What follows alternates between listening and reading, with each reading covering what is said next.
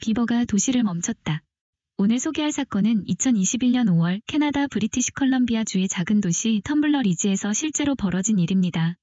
이 도시에서 어느 날 인터넷 유선전화 그리고 TV 신호까지 갑자기 모두 끊어졌습니다. 그날 하루 동안 사람들은 공공기관도 연락이 안 되고 상점 결제 시스템도 작동하지 않으며 학교와 병원조차 외부와 연결이 단절되는 초유의 상황을 맞이했습니다. 처음에 사람들은 이 현상이 단순한 통신사 장비 문제라고 생각했습니다. 하지만 문제는 그보다 훨씬 기괴하고 어쩌면 귀엽기까지 한 이유 때문이었습니다. 통신업체의 기술자들은 원인을 찾기 위해 숲으로 들어갔습니다. 그들은 지하에 매설되어 흐르던 광섬유 케이블이 완전히 뜯겨나간 모습을 발견했습니다. 그 케이블은 도시 전체 데이터망을 연결하던 핵심 선로였습니다. 그런데 그 선로는 아무 공사 흔적도 인간의 절단 흔적도 남아있지 않았습니다. 대신 그 근처에서 발견된 것은 무너진 나무들, 잘린 가지들, 그리고 흙과 막대기로 지어진 작은 둑이었습니다. 맞습니다.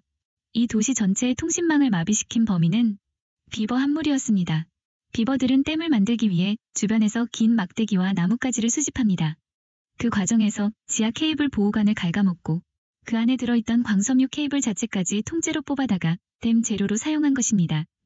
기술자들은 현장을 보고 할 말을 잃었습니다. 그들이 본 것은 댐 한가운데에 반짝이는 케이블 조각들이 섞여있는 모습이었으니까요.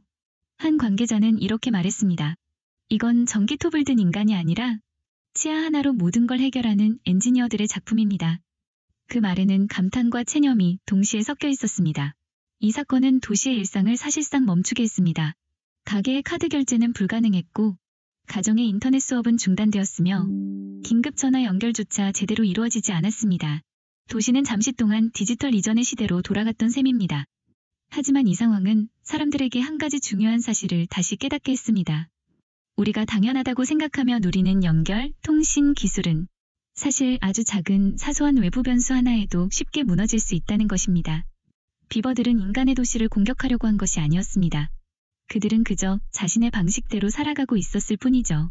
자연은 인간의 시스템을 고려하지 않습니다. 오히려 우리가 자연의 영역을 침범했고 그 영향이 되돌아오는 순간이 바로 이 사건이었습니다.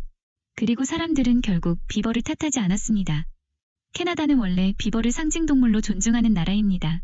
그래서 도시 관계자들은 댐을 안전하게 분리하고 케이블을 다시 묶고 비버가 영향을 덜 미치도록 생태보호 완충지대를 설정했습니다. 사람들은 이렇게 말했습니다. 우리가 만든 문명은 편리하지만 그 뿌리는 여전히 자연 속에 있다. 그리고 우리가 자연을 통제한다고 생각하는 순간 자연은 조용히 웃으며 반격할 수 있다. 오늘 이야기의 교훈은 이것입니다. 작은 생명도 거대한 체계를 멈출 수 있다. 그리고 그 사실을 잊는 순간 우리는 또 다른 비버를 맞이하게 될지도 모릅니다.